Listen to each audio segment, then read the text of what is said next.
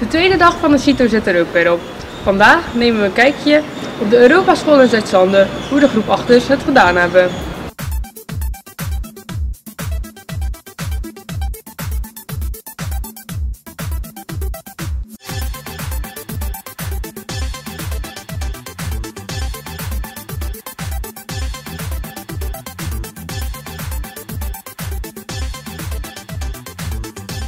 Ben je de toets al beu?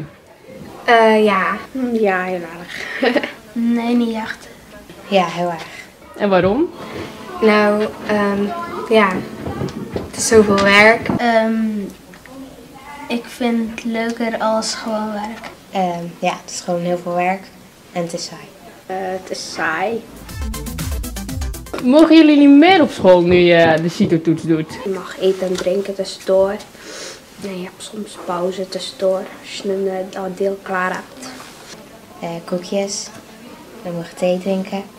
Of vitaminewater. En we hebben een CITO-ontbijt gekregen. En wat was het CITO-ontbijt precies?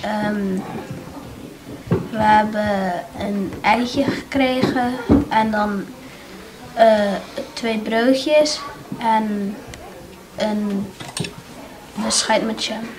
En krijg je iedere ochtend CITO-ontbijt? Nee, alleen de eerste ochtend.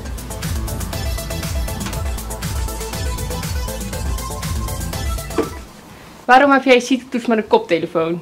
Nee, ik heb een gesproken versie omdat ik moeite heb met lezen.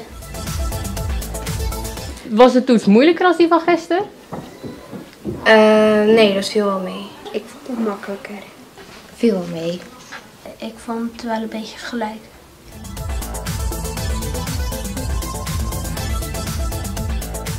Morgen is alweer de laatste dag van de CITO en gaan we op de OBS en Braskus kijken.